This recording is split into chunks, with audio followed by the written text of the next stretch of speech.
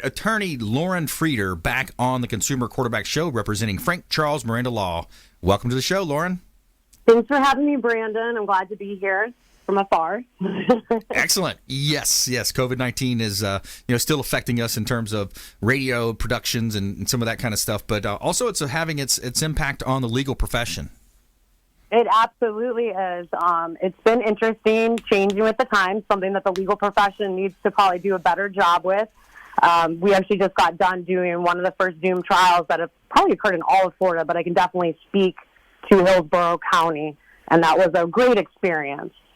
Nice. Okay, good. Yeah, we've heard some of the ones. I think there was one in Texas where they found some of the jurors that were messing around on their cell phones when they're supposed to be tuned in. So, yeah, there's some challenges there. Well, we did a bench trial, and I'm more than happy to share some thoughts about it. I don't know how I feel about a jury trial via Zoom. I just think a lot of things are lost when you start bringing a jury in via Zoom. I think it should be in person. I agree with you there. That's a challenge, especially if someone's life is on the line in terms of different court procedures or potential implications. Now let's jump right into some of the eviction space. You're a real estate firm over there. You're doing title closings as well. Frank Charles Miranda Law.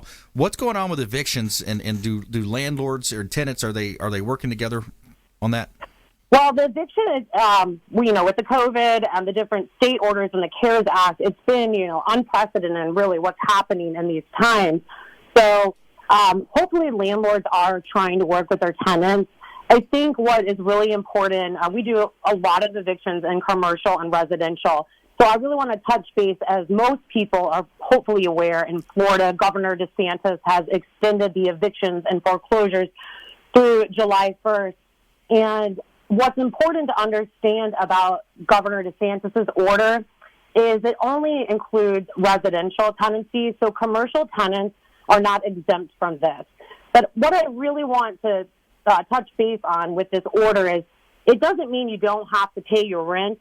First of all, only evictions are stayed under his order as it relates to non-payment of rent by residential tenants due to COVID-19. So if you're a resident and you're renting and you breach the lease for other reasons, maybe you're not supposed to have pets in your apartment, that would be a non-monetary breach that is not related to COVID. So that's really important that people understand this. And really also what's important is this doesn't, like I said before, it doesn't mean you don't have to pay your rent. Your lease agreement is a contract. This just means right now your landlord is not going to be able to evict you during this stay in place, so long as the reason that you cannot pay your rent relates to COVID-19. But when this stay is lifted, you best believe that landlords are going to line up and they're going to start filing their evictions because they have been out of receiving rent for months now. So a lot of people are some people might be taking advantage of this. Some people obviously really do need this help.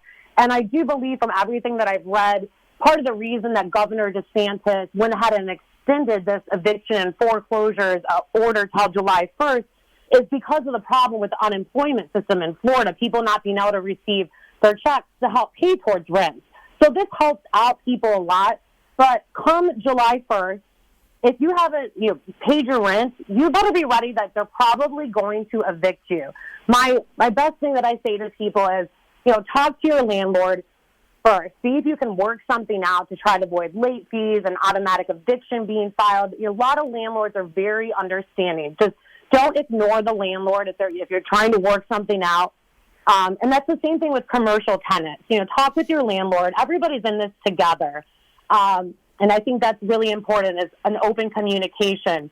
Something else to consider in your lease agreement, whether you're a commercial or residential tenant, is there's a provision in almost all contracts called a force majeure clause. And that might be in your contract where you might be able to get your rent excused. But it's really important that you look at the language in the force majeure clause, because most force majeure clauses, as of now, do not talk about pandemics. I bet you when people write up new leases and agreements, they'll now cover that in the force majeure clause. So the courts look at that clause very narrowly. So it's not necessarily going to be a way to escape out of paying your rent. It's just saying it's impossible to perform because of COVID-19.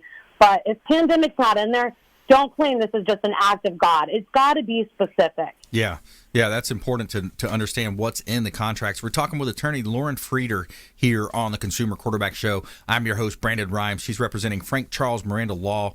And you think about all the different changes that have happened, and you mentioned commercial. I think commercial is going to see a tremendous amount of REO activity, foreclosure activity in the third, maybe the fourth quarter of this year, even on into 2021. And you got companies like Starbucks asking their leases to be forgiven, and they're asking for not 30, not 60 day, 90 day. They're asking for 1 year forbearances on some of their properties nationwide. So it's a huge impact that we've seen through COVID-19. It is a huge impact, and it's really interesting to see how this is all going to be played out. Obviously, the landlords depend on paying their mortgages for the most part through getting that rental money. So it really is important to try to work it out if you can, and also be understanding that your landlord just may not be able to excuse late payments because they might be in a tough situation too. I think nearly half the rentals in the United States are, I was reading up on this, are owned just by just individuals. Yeah. Yeah, and then back in '08, going back to the meltdown, a lot of the hedge fund buyers came in, bought a lot of real estate properties, fixed them up, rented them out. But yeah, it's interesting to see how much inventory that is institutional inventory as well versus owned by single citizens that are just basically small business owners in a sense.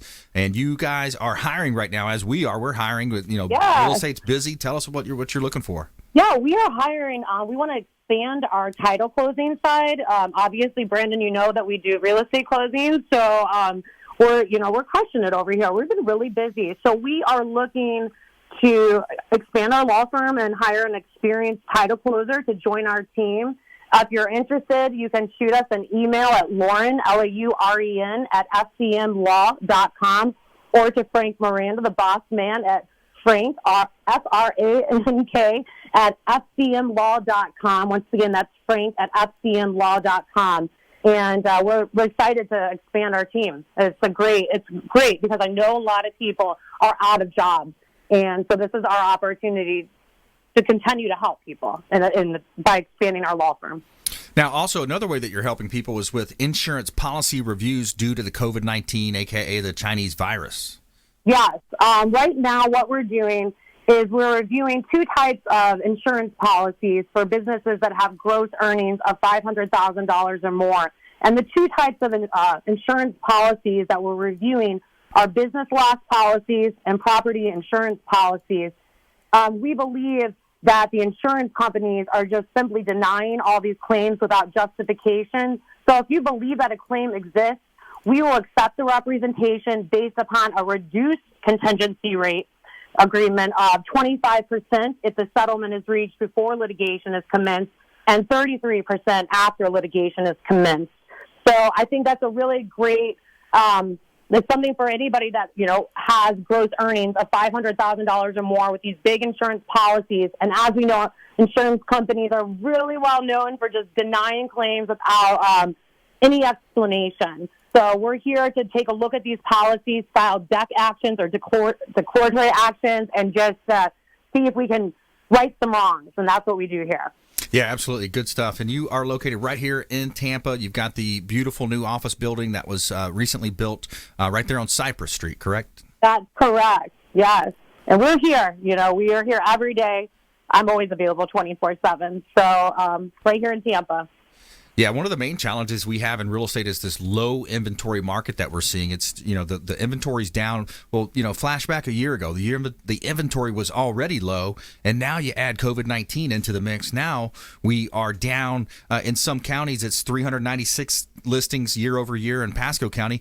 In Pinellas County, it's down 997 listings from the same month year over year. So that's our main challenge is we need more sellers. We need more inventory, and it's a great time for the move-up buyer right now. And what I mean when I say a move-up buyer, let's say you bought a home, your first home or maybe second home, and you said, hey, we're going to live somewhat frugal here. We're going to stay in our $150,000 to $250,000 home, and all of a sudden now you're making more money. You got money saved in the bank. You graduated with a new degree from a university or something. You have more income. You say, hey, let's move up to a $500,000 home. Let's buy our dream home. Great time to do that because you've got so much inventory down in the low inventory rather. So much competition for those lower priced homes, and then when you move up to a $500,000, $600,000 home, there's less inventory there as well, and there's less competition there. So it's a great opportunity to purchase and do for a move there for Lauren. It is a really great time to do this. The rates are great. We're getting a lot of refis on people that already have mortgages. So, if you're interested in buying a house, I definitely suggest, get with Brandon and then come to us and let us close on it. Because it's an opportunity that you really don't want to pass up if this is the time for you. Yep, absolutely. All right, hey, great stuff. Thanks for calling into the show, Lauren. We appreciate it. Say hello to Frank and Stephanie and the team over there at Frank Charles Miranda Law. Absolutely. You guys stay safe. Thanks so much. Awesome, will do. All right, when we come back, we have Heather Bird coming in from Mobley Homes. We're going to talk about the housing market, new construction homes, and also our feel-good story of the day. Dozens of strangers lift van off woman injured in car crash. Stay with us right here. Consumer Quarterback Show, Consumer